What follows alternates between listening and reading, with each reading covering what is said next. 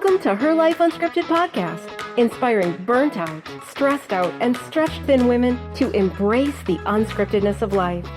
Hosted by Anna Osborne.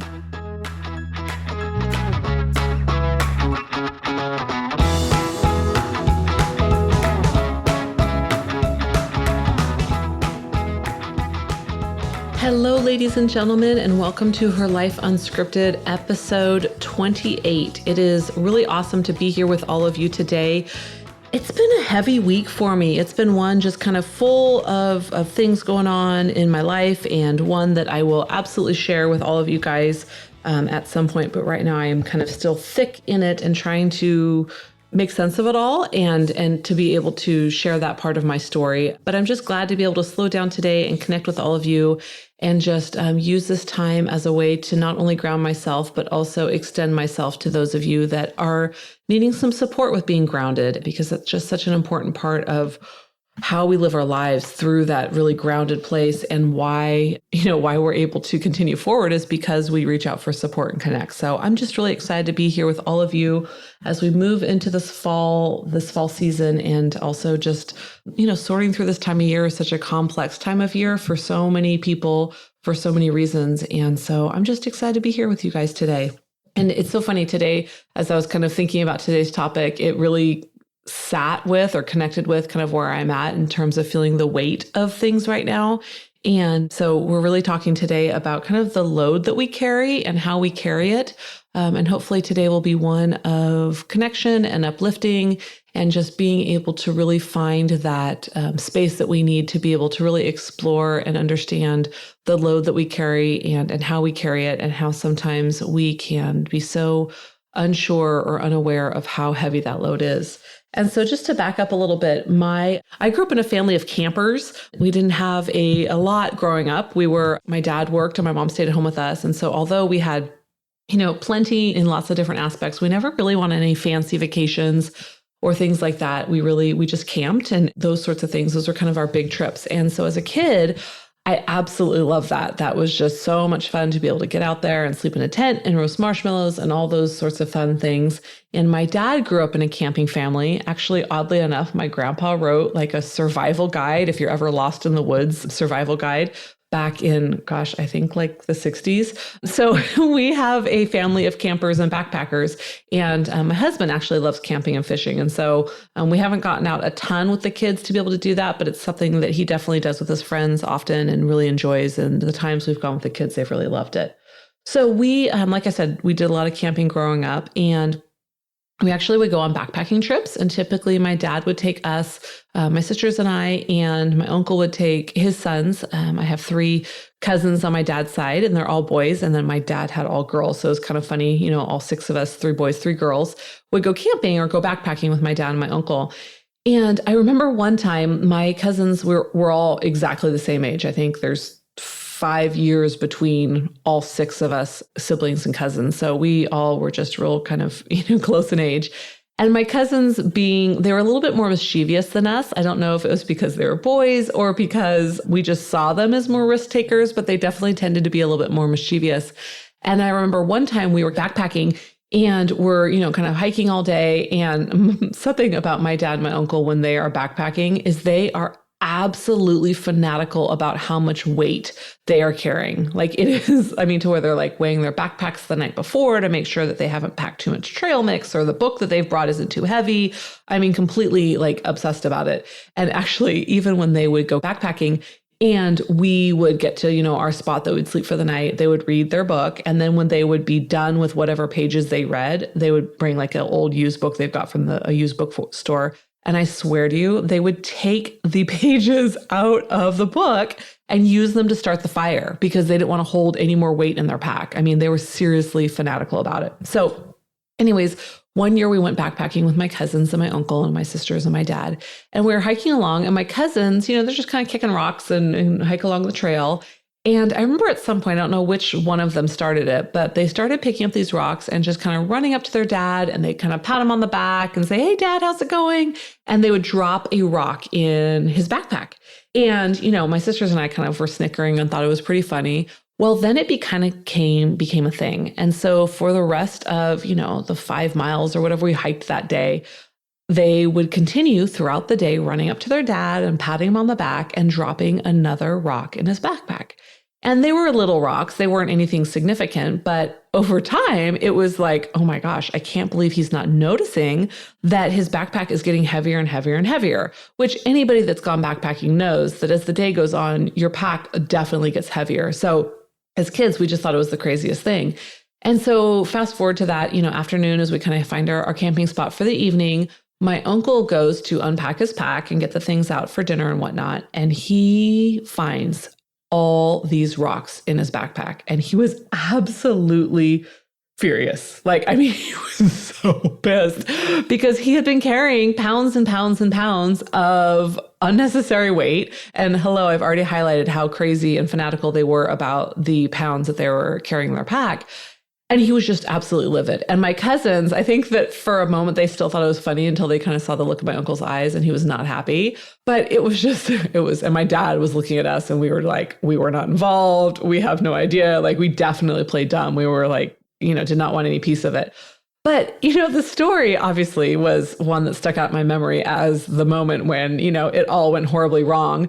But it also is thinking about it kind of in present day, and especially in terms of kind of the emotional space that I'm in right now where things are just feeling kind of heavy and I'm sorting through them, is that it really makes me think about that backpack and the backpacks that all of us carry, the emotional burden that we will have strapped to our backs. And that because we are tired and because we are maybe not paying attention in the ways that we could or the ways that we should, sometimes we don't realize how intense the load is, right? That we're just going through moment to moment to moment, not realizing that the load that we're carrying is actually quite profoundly, significantly heavy. And so one of the things that, as I'm kind of unpacking my pack right now and trying to really kind of reassess where my emotional energy is going, is this idea of the backpack, right? Of being able to take out all the identities that I carry and all the tasks and the obligations and all the things that bring me joy, all the things that I carry, as I unpack those things and kind of spread them out, is being able to really look at them and evaluate whether or not they all need to be repacked, right? That are all these things that I'm carrying loads that I actually want to continue carrying. And as I've been going through this process and really trying to kind of evaluate this, and it's actually something that this activity that I do in a very experiential way when I'm doing women's retreats, is being able to be very, very cognizant of how much we're carrying and heavy that load has become. And then also start inserting the choice, right? Is that, do we want to choose to bring all these things into the next day, right? That as we go to sleep and we hopefully take off that backpack, that burden that we might be carrying, do we really need to put it all on tomorrow? And what I can tell you is that we don't.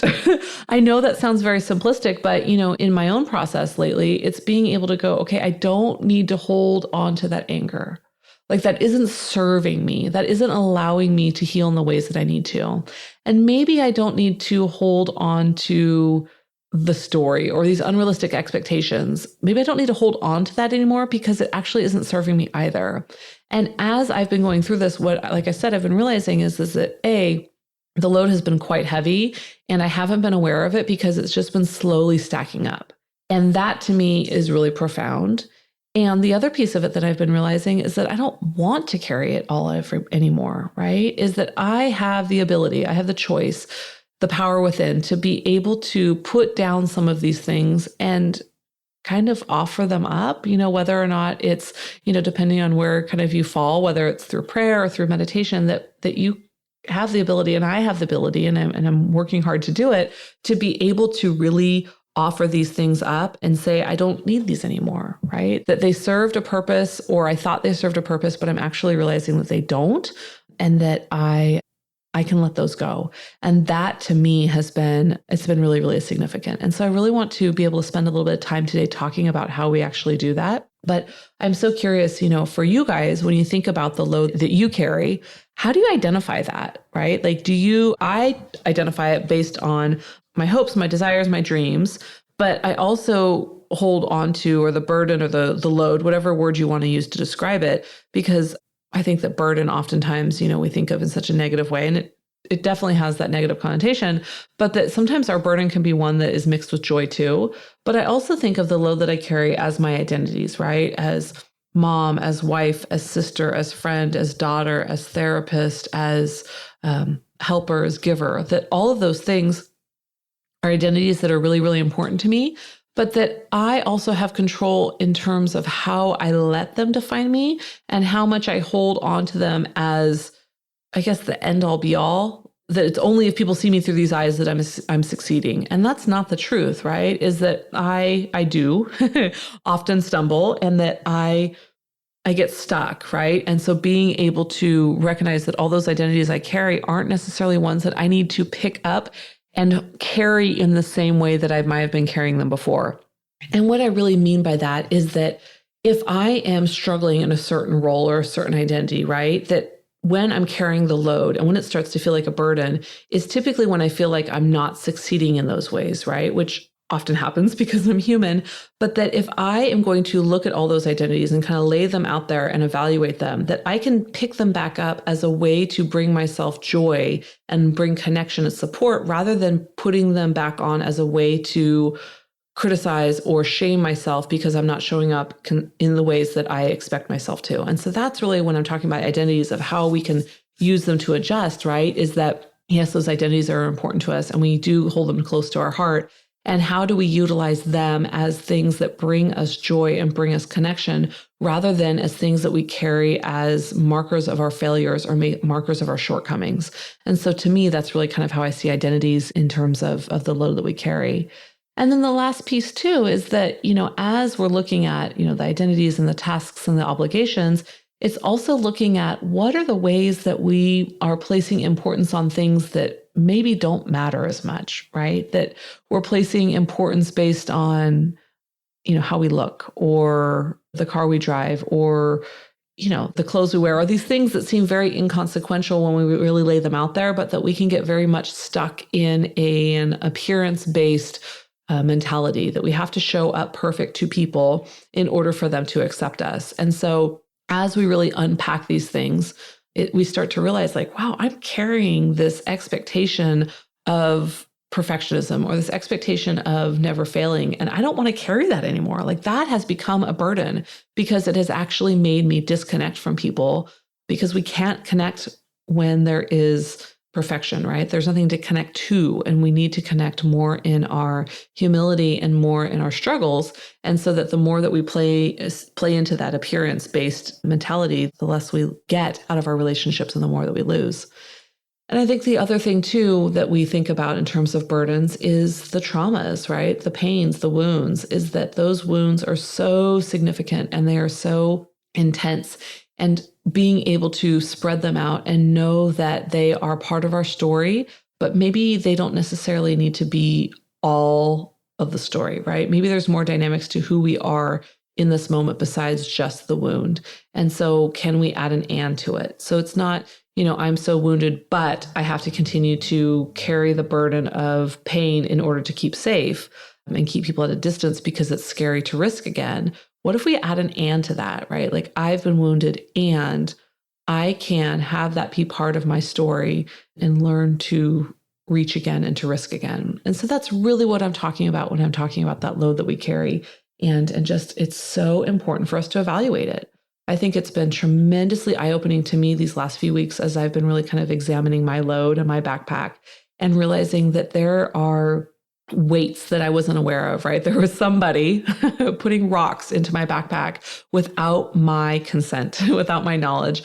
And part of it was me, right? Like, part of me was doing that, but there was also people around me that were adding to that. And I wasn't aware of it, right? I was so consumed by other things or distracted by other areas that I wasn't realizing how much these other things were really impacting me. And so it has been a very, very humbling process in terms of unpacking that backpack. And it's also been really scary. All these things that I felt like I had to carry in order to kind of keep myself safe, I'm now realizing that I don't necessarily have to carry all of those in the same way. And it's also been really freeing. Like, I feel like there is this new lightness that has come about in terms of being free of some of these old burdens or these old loads that I wasn't even aware that were impacting me. So it's been very powerful. And I really, really encourage you guys to just be aware of this process. I think that, speaking from the eye, it's been a hard process, kind of taking off that backpack and exploring it, but it's also one that I'm really glad that I'm doing and have done. And so as you are making the choice to do maybe the same thing, be really cautious and gentle with yourself, right? Being able to not expect or demand these huge things out of yourself as you're doing that is really important. And just being able to take it slow, right? Like, just if you think about, kind of backpacking, for those of you that have gone, that it is slow and steady, right? You are hiking and walking all day and you're taking breaks throughout, right? You're not just going every single minute, every single moment, covering more mileage. You're taking it slow and steady. You're sitting down on a nice warm rock and drinking some water and eating some trail mix and nourishing your body in order to continue on that path. And I really, really encourage you guys that as you are exploring this backpack, this emotional backpack that you carry, be gentle with yourself, nourish yourself, drink some water, stretch your body, sit in the sun, do all these sorts of things to really make sure that you're taking care of yourself so that you can continue on that hike. And I've got this really cool quote. This is actually one of my best friends shared this with me. And of course, it was super powerful. And so I want to share it with you guys because it really speaks to what we're talking about today. But it's actually written by John Kim. He is the angry therapist. I don't know if you are familiar with him. Really fascinating guy. He's a therapist by trade and he practices as a therapist, but he's really raw and he's really real. And he's just kind of this pioneer in the field of self-help and being able to really speak to people in a very authentic way and much more from a place of, looking at our struggles as a common thing that we all experience rather than a position of power, which I think, unfortunately, sometimes therapists can get stuck in where, I've got it all together. That's why I'm helping you. And I don't believe in that approach because to me, that approach isn't real. Like, I'm struggling too, and I've got my supports in place so that I can continue showing up and being real. And that when I'm in the room with a client, that it's about them and their pain, but it doesn't mean that I'm immune to pain or that I don't also have my same struggles. And so John Kim really has based this whole kind of lifestyle about being able to connect with people in a very real and authentic way and a joining way, kind of a we way versus a you way. And so I'll link his website in the show notes. But anyways, that's kind of who he is in this quote that I'm about to share with you guys. And so this is the quote, okay? If you strip everything down, you are either living or dying. You are obsessing about the future, dwelling on the past, holding on to expired relationships, eating like shit, feeding addictions and unhealthy patterns, not sleeping, weighing yourself. You are assassinating people's character, taking hostages, making other people feel bad because you're not happy, dreading work, getting annoyed by everything and everyone, exuding negative energy, fighting everything, verbally vomiting, taking, seeing life as a prison. You are filled with anger instead of hope.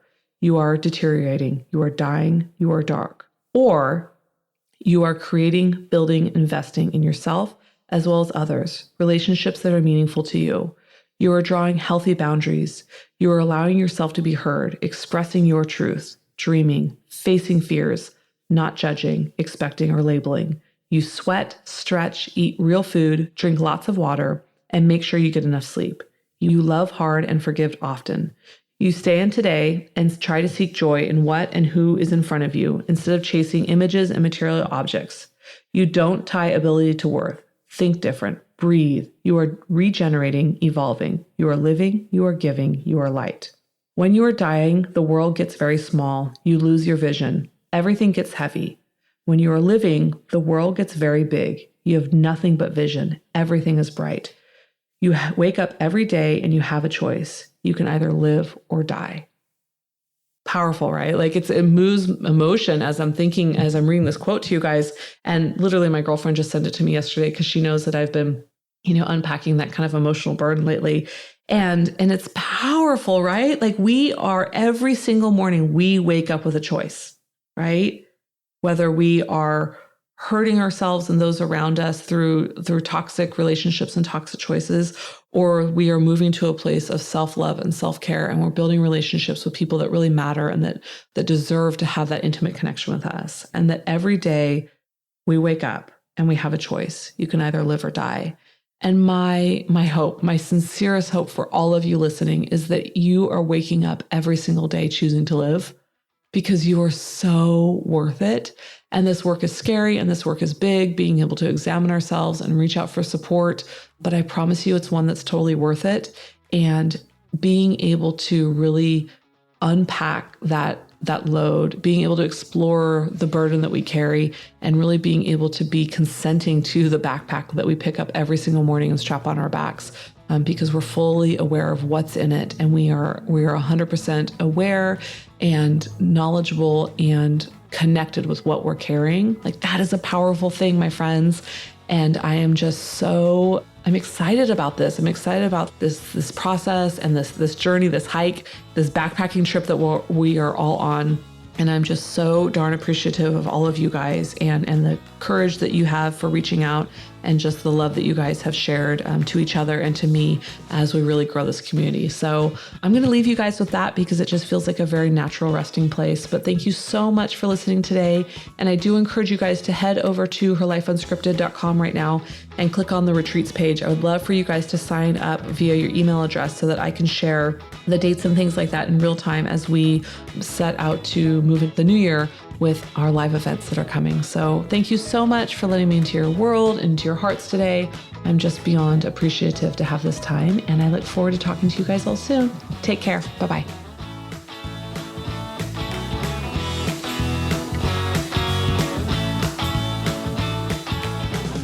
Want to learn about the latest retreats, workshops, and speaking events hosted by Anna? Head over to herlifeunscripted.com to get in on all the juicy details. Don't forget to subscribe, rate, and review the podcast so we can continue to grow our amazing audience. Lastly, be sure and send in your voice feedback via the SpeakPipe app or to Anna@herlifeunscripted.com. We can't wait to hear from you.